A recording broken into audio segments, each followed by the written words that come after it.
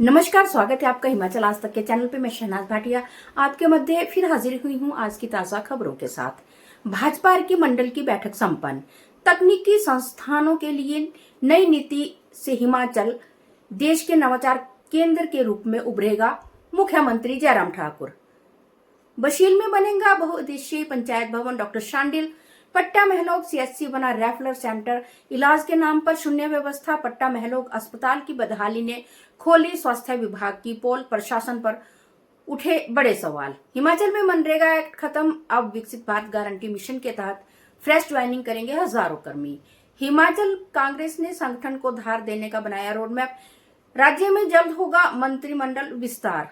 हिमाचल में सर्पदंश से मौतों पर लगेगी लगाम। जीरो स्नैक बाइट डेथ के लिए बड़ी कार्य योजना तैयार।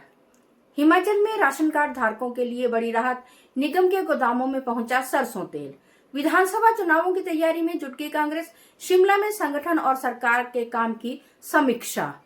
विपक्ष में थे तो कर्ज पर मचाते थे शोर, अब खुद बना रहे रिकॉर्ड। जयराम ठाकुर ने सुक्खू सरकार पर बोला तीखा हमला। प्रदेश में आने वाले दिनों में भारी बारिश की चेतावनी। जाने किस जिले में कौन सा अलर्ट। क्या रहेंगे सोने चांदी के दाम व अन्य समाचार। अब समाचार विस्तार से। भाजपा मंडल अर्की की बैठक अध्यक्षता रीना भारद्वाज की अध्यक्षता में लोक निर्माण विभाग विश्राम गृह में आयोजित की गई। बैठक में संगठन को बूथ स्तर पर मजबूत बनाने और आगामी कार्यक्रमों की रणनीति पर चर्चा हुई। बैठक में जिला प्रभारी राजपाल, सह प्रभारी वंदना योगी, जिला अध्यक्ष रतन सिंह पाल, पूर्व विधायक गोविंद राम शर्मा सहित कई वरिष्ठ नेता उपस्थित रहे। बैठक में कार्यकर्ताओं ने जन सेवा और राष्ट्र सेवा का संकल्प दोहराते हुए संगठन को और सशक्त बनाने के लिए सक्रिय भूमिका निभाने का संकल्प लिया। हिमाचल सरकार ने तकनीकी शिक्षण संस्थानों के लिए राज्य नवाचार नीति और वर्ष 2026-28 के लिए 2 करोड़ रुपए के राज्य नवाचार कोष को मंजूरी दी है। इसका उद्देश्य नवाचार, स्टार्टअप और उद्यमिता को बढ़ावा देना है। इस योजना के तहत प्रोटोटाइप विकास, स्टार्टअप सीड फंडिंग, इंक्यूबेशन केंद्रों को सहायता और युवाओं के प्रशिक्षण कार्यक्रमों को समर्थन दिया जाएगा। मुख्यमंत्री सुखविंदर सिंह सुक्खू ने कहा कि यह पहल रोजगार सृजन, स्टार्टअप इकोसिस्टम को मजबूत करने और नवाचार आधारित विकास को गति देने में महत्वपूर्ण भूमिका निभाएगी। स्वास्थ्य मंत्री कर्नल डॉक्टर धनीराम शांडिल ने कहा कि सोलन विधानसभा क्षेत्र की सभी पंचायतों में मांग के अनुसार विकास कार्य किए जा रहे हैं। उन्होंने दोची में जन समस्याएं सुनते हुए अधिकारियों को शीघ्र समाधान के निर्देश दिए। नशा मुक्त समाज और विकास पर जोर दिया। डॉक्टर शांडिल ने नशे के खिलाफ जागरूकता का आह्वान किया और बताया कि क्वारग में लगभग 200 करोड़ रुपए की लागत से दिव्यांगजन शिक्षा उत्कृष्टता केंद्र बनाया जा रहा है। साथ ही वशील में नए पंचायत भवन निर्माण की भी घोषणा की। सोलन के पट्टा महलोग में सड़क हादसे में घायल एक व्यक्ति को अस्पताल में समय पर स्वास्थ्य सुविधाएं नहीं मिल सकी। आरोप है कि अस्पताल में डॉक्टर मौजूद नहीं थे। एक्सरे तकनीशियन की कमी के कारण जांच नहीं हो पाई और मरीज को बड़े अस्पताल भेजने के लिए एम्बुलेंस भी उपलब्ध नहीं थी। स्थानीय लोगों की मदद से घायल को निजी वाहन में बद्दी अस्पताल पहुंचाया गया। घटना के बाद क्षेत्र में स्वास्थ्य व्यवस्थाओं को लेकर लोगों में नाराजगी है। सामाजिक कार्यकर्ताओं और ग्रामीणों ने सरकार व स्वास्थ्य विभाग से अस्पताल में आवश्यक स्टाफ और सुविधा उपलब्ध करवाने की मांग की है। हिमाचल में मनरेगा की जगह अब विकसित भारत गारंटी फॉर रोजगार एंड आजीविका मिशन अधिनियम 2025 लागू कर दिया गया है। ग्रामीण विकास विभाग ने मनरेगा के तहत कार्यरत सभी कर्मचारियों को नए मिशन में मर्ज करने के आदेश जारी किए हैं। 1 जुलाई को ग्राम रोजगार सेवक, कंप्यूटर ऑपरेटर, जूनियर अकाउंटेंट्स और तकनीकी स्टाफ सहित सभी कर्मियों को नए कानून के तहत स्थानांतरित माना जाएगा। सरकार ने बताया कि कर्मचारियों की सेवा शर्तों, छुट्टियों और अन्य नियमों को लेकर विस्तृत अधिसूचना बाद में जारी की जाएगी। हिमाचल प्रदेश कांग्रेस की नीति कार्यकारिणी की पहली आम सभा राजीव भवन में आयोजित हुई। बैठक में संगठन को बूथ स्तर पर मजबूत करने और आगामी राजनीतिक रणनीति पर चर्चा की गई।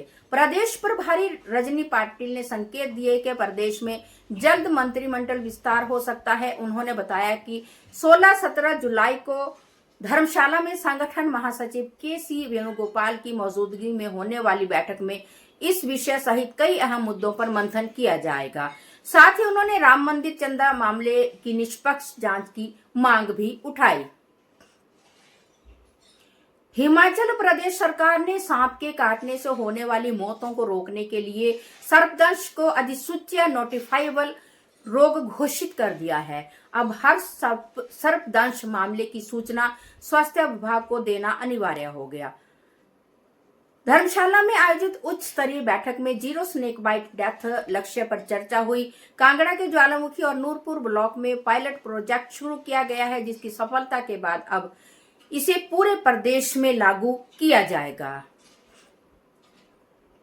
हिमाचल के राशन डिपोओं में सरसों तेल की सप्लाई शुरू हो गई है। खाद्य आपूर्ति निगम ने 82 लाख लीटर तेल का ऑर्डर जारी किया है, जिसमें से 14,23,000 लीटर तेल गोदामों में पहुंच चुका है। नई व्यवस्था के तहत उपभोक्ताओं को सरसों का तेल करीब 160 रुपए प्रति लीटर मिलेगा, जो बाजार भाव से लगभग 60 रुपए सस्ता है। इससे प्रदेश के करीब 19 लाख राशन कार्ड धारकों को लाभ मिलेगा।